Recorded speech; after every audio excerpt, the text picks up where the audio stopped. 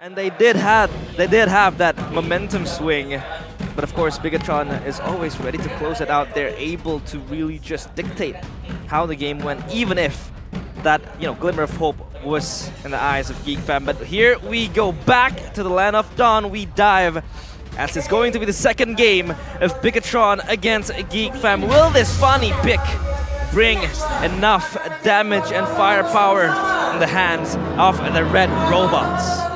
Well, ladies and gentlemen, of course, welcome back to the land of dawn. As a GEEK fam, they will try to force the series on towards a Game 3. But Bigatron, of course, the red robots, they defeated the Geeks in their first game. They look to sweep the Geeks in the second. Yeah, Geek has to really, hold on. And Key now already tried to give crowd towards mid. A boy still alongside Beloyski, and this is pretty unique as well for Beloyski to really play the Diggy, because we know him as this playmaker type of roamer, and now he has to play some sort of supportive, but that is much needed to really cover the Ixia. But I think we do have action here for Key. Key just trying to harass Beloyski, right? Trying to force a spell maybe, and there you go, Key. Trying to be extra aggressive, but oh my god, Ray is there. Force Key to use the flicker, but Ken now trying to find the trade. But no, they will not. He will not succeed. Yeah, he gets the flicker off of Beloyski as well, so I think that will be crucial for the first few minutes. They want to put pressure towards that mid side that a boy is currently trying to really withstand. Yeah, we're actually seeing quite a lack of agility is usually for... Oh, what? Good night, a boy. That's first blood. Over to the side of the red robots. Iman now 2v1. And it seems like Iman now will have space. Oh, did he miss They did. minion there? Yeah, he did. Yeah, he did not get it. So now, Super Ken, of course, with the first blood towards a boy. How significant will that be in terms of the laning phase coming in for GEEK fam in the first few minutes? Oh, it's quite significant here. Snowball, Link Fanny in the early stage of the game, and towards the turtle. Before the turtle even spawns, usually you would expect, the first turtle to be the snowball point for the enemy team against the Fanny so that they will be able to control purple buff. But even here, Ray is getting bullied in the turtle pit. Seeing here the first turtle take. Oh, good knockdown. Wow. Super Ken jumps in with the... My god, hit and run Turtle. Cerezo though now Luke with the flicker trying to escape, but take a look at the DPS from Luke, is not able to be enough to take him down. Wait, top lane, Iman K will try and find the kill on towards Beloyski, gets it, and Bigatron again winning trades. Yeah. They're winning their weak side and they're winning their strong side. What? Turtle should not be the main target for a Fanny, but if you are able to get your purple buff right before the turtle, yeah, it's a good bonus. It was all set up by Cerezo and Moreno. Man, that 3v3 bot, and for GEEK, they were trying to play kind of both sides as well, but they ultimately lost both sides. Trying to play strong side for the Ixia. They can try to bully the carry, but this is the reason why carry is a good pick for both these teams. That weak side pressure, and Beloy is getting shredded again. Oh my god, time journey and flicker as well. Super Ken will secure the kill. Super Ken trying to give out damage on towards market. It seems like Bigatron, they want to keep the pressure. Flicker from Moreno with the Terrify as well. Securing the kill. Key though will be the trade. Moreno now stuck. NetherRealm to secure another trade. Moreno taken down to the front side of the map. It is actually Beloyski. Super Ken trying to assist Amon, but it seems like Amon will be enough, will have enough space to escape as Super Ken finds Beloyski. So Rizzo jumps into the fray, but it seems like GEEK fam, they will not want business. Luke now looking to try to shake things up, but no, enough spacing for Bigatron. It seems like now it is actually he isolated himself, and he will be taken out. Vengeance. Not enough. Super Ken is there as well as Key to secure that kill. Yeah, that was very important for him. Key now stuck with Beloyski. Beloyski has to run away, and this Fanny pick, this seems to be significant, but Ray tries to reinitiate, and Key just walks away. And that Fanny pick, I think, just gives them ease towards the backline. Noting as well, Marky with the Ixia is not going to be very mobile in these team fights. Oh my god, King now looking for nobody perhaps with GEEK fam. They are trying to pull Cerezo, gets a taunt as well, but it seems like damage will not be enough just yet. Moreno though, with the Eternal Guard, not enough to take a boy down just yet. Turtle take, let's see, GEEK fam seems like he does not care Oh, Flicker, good Flicker! Wow! Last insanity play as he finds a double. He, what the heck? Super Ken jumps in with the cables as well. Right now, isolated in the turtle pit, but gets the retribution. Now it's a 4v1. Ray looking to slice and dash, but Flicker from Sorizo will secure that kill. Luke escapes as he is the last man standing in that area. I mean, my goodness, he did that blind, right? That definitely looked like it was a blind final slash breaker into the bush. Marky versus Iman. It's gonna be Iman. I'm trying to chip down Marky. Marky is able to position himself, but now Iman having to put the pressure on himself. He's just left alone in this island, and he is looking down on Marky. And I feel like the pressure from BTR is just not stopping Bigatron. Yeah. It's really just in their faces again. A replication of game 2, of game 1 with the spawning pick now. Just gives them priority in trying to catch down the back lines. And now Iman will have some backup. Baloyski is stuck in a rock and a hard place, but Key is ready to jump into the fight. Oh my god, the intimidation, and now Baloyski even forced to use the time journey. He now though taking some heat, trying to survive as a boy will shut him down. Bigatron again, they are looking for Trey, so Rizzo with the flanks here, looking for a boy now caught and will be taken out. And Mon secures his 3rd kill in this game. Yep, that is very much proactive from Bigatron. They know Iman is in danger, so they come in unison, trying to really clear up that push and the pressure coming in from GeekFam. And now it's going to be Baloyski caught up previously on the bottom side. Look at them tied together, they're walking around. But, you know, the game has been so fast-paced, action all across the board, that I haven't been able to talk at all. And I think that's what Bigatron need to do, especially up against a composition like this. For GeekFam, they want to try to play, well, they don't want to be super slow either, but they want to be slower compared to this, right? The pace in... Oh, wait, the Freddy's going to get picked off instantly. Oh my god. Carry, oh my god, the Shuriken, man. Back again, though. They need to try to slow things down all the way from the early game as well. I think they took way too many fights, skirmished as well, and they didn't really put a lot of their priorities into the right place, right? They were still contesting for turtles, knowing that they want to try to get the Ixia enabled. Now that the Ixia is already behind, and Iman is actually the one with the lead, and even in that jungle department, Super Ken's in the lead against Ray by a level on a Fanny compared to a Fredrin. So they have lost out on all fronts, and Super Ken now is just doing Super Ken things. Escape things, man, in the mid, trying to bait out resources potentially, or perhaps trying to bait out spells as well. Take a look at him on though. Yeah. On the bottom side. Can he burst Ray? Is the for question. a Let's see. Hushy movement.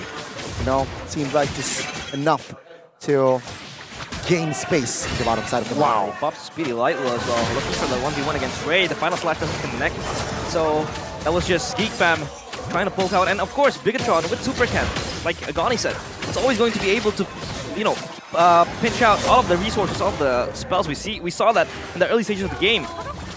Super Ken was able to really fish out the flickers from Baloyski and from other laners as well. So Bigatron now has the priority. They got tier, they're looking for the tier 2 towers now up in the bottom side. It's as easy as that right now for BTR. They have complete control of the game, 6,000 gold lead. Like you said, exact same thing happened in game number 1 in the 8th minute mark, 6,000 gold lead. Though the difference is, now it's not a Brody who has the power spike, it's a Fanny. I think it might be a bit more scary considering how much more tempo the Fanny has compared to the Brody.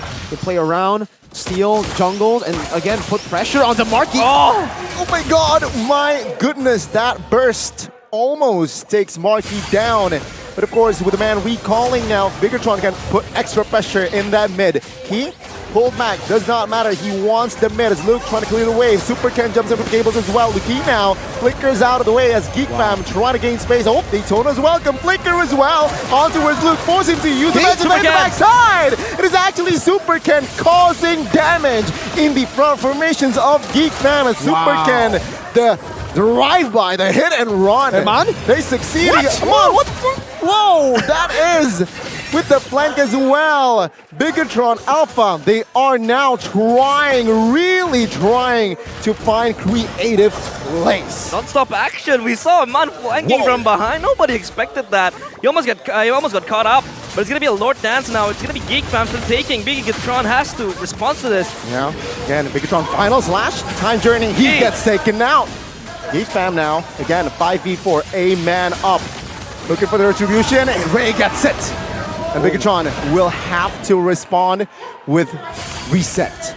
Even with the fast-paced plays by BTR, GEEK fam are still able to find the, I think, the little holes in BTR's game. And the little holes are the fact that for BTR, they're not actually that good at Lord Dances, it does seem. So, like, they're not able to completely reset it, not able to completely utilize the side lane pressure that they have. But for GEEK fam, that only just means that they have a free ticket into these neutral objective contests. It becomes 50-50, and honestly, it's not really 50-50 when you have a Fredrin, is it? Against a Fanny. The Fredrin definitely has a bit more pressure to play with. Super Ken against Luke, and it should be 1v1.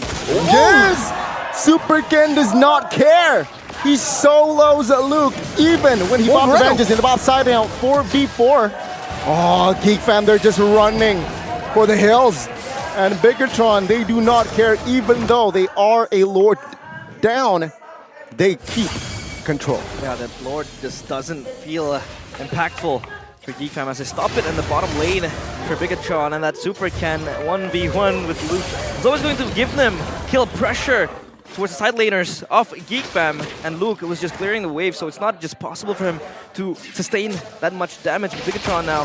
They are coordinated, but yeah, I agree with Mirko that Lord Dance sometimes, that loophole that they have can always be exploited by GEEK fam, but it now becomes the conversation of how much they could utilize this neutral objective to swing the game, swing the gold, and probably just, you know, stem the bleeding, stabilize the game, and how it goes further from there. Lucky for them, what they lack in Lord Dance potential, they make up for in their team fighting, because holy moly, these angles where they're attacking from have been ridiculous, and even for GEEK fam, or especially for GEEK fam, they've been really confused as to how to deal with all these different sources of damage coming in from all types of angles. Moreno all of a sudden throwing the Turtle Guard, getting 2 members low. Ken constantly flanking, putting pressure in the side, and this has actually resulted in that Lord becoming beneficial.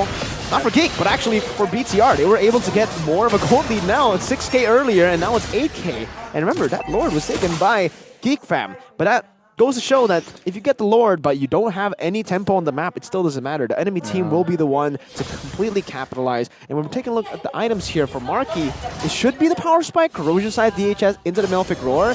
Though, when we take a look at man, bro, usually you'd expect the Thunderbelt early. He was so ahead that he just said, nah, I'm going damage. Yeah, I'm going big boy damage. Windtalker next, and then no boots. Yep, no Thunderbelt built this time. Because boots isn't on battle as well. So for Iman, it was just a matter of him building enough damage to cut off towards the players of GEEK fam, but I think the fight is pursuing in the mid side, and Bigatron has priority in 3 different lanes. They're able to rotate towards the Lord as well, probably preparing for another Lord Dance, and now GEEK fam it looks as though they don't really want to contest this because they have Peel as well, Key, stepping in the front line, not giving GEEK fam space, and now Bigatron secures the Lord pretty easy for them.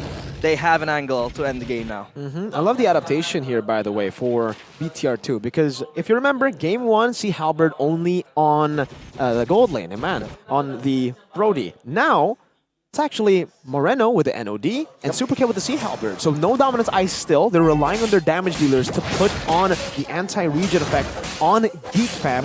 Why? Because mainly they want to get Ixia, right? Ixia is going to be all the way in the back. Super Ken is going to be probably the man to do it, to put that anti-regen. And Moreno is another member that can actually reach him. So they don't even care about putting Dominance Ice effect from Key or Cerezo because they can do it with the damage dealers. Yeah. Okay.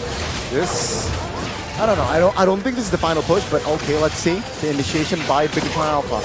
They're trying to crack the base, right? The bottom side of the map, it seems like GEEK fam, they will be able to defend this one. I like the adaptation here as well. They had a Brody last time, so they just went for a 3-wave push, but now they're actually building a slow push up top, shoving the mid lane, and then now pushing with a top side with 1.5 waves to get the siege done. Wow, well played. See, GEEK fam, they will not be able to defend in the mid. Oh, they caught one member though, and that is Key. He will be taken out. He has immortality? No.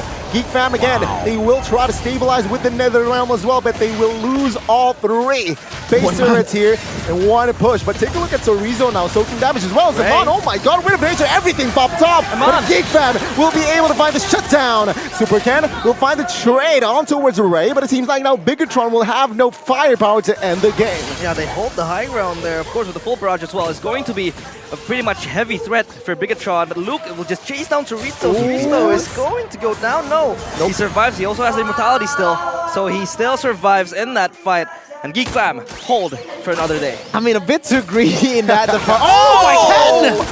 What? Now you see him, now you don't moment. Now Super Ken again trying to be greedy, trying to find another kill, but Luke will survive. But what was that? Well, that's Super Ken, man. He just flied with that cutthroat as well. It's going to be a threat that GEEK fam has to look out, because this Fanny with the Super Ken just is always going to be able to fly. You won't expect it. And the kill threats just coming in for GEEK fam. They have to be more wary about this. And even the itemization here, usually last item, you're going to think of an immortality. Yeah. But knowing that, I mean, Ken knows that so far he hasn't been actually threatened at all when it comes to like dying. So might as well go for the anti-Curse. You know, a little bit more sustainability in these fights. Only Marky can really get to him with the full barrage. And possibly Luke in the side lane. So yeah, just go for that anti-Curse. Meanwhile, now we actually do see the Dominance Ice. So 3 anti-region items, NOD, Dominance Ice, and the Sea Halberd. I like it. I like the approach they're going for here. They go for the 2 guys that can avoid. Now, Nether Realm force. Ray jumps in as well, trying to assist his teammate. Now, Bigatron looking for space in the backside of the map. Oh! Marky with the full barrage. The barrage of bullets gets Super Ken. And Bigatron with the Iman? What? He has the attack speed. He has the wave. A boy now trying to burst down. But Iman will have enough to take the whole base and the red robots. The second you think they might have finally made a mistake, That's a back door.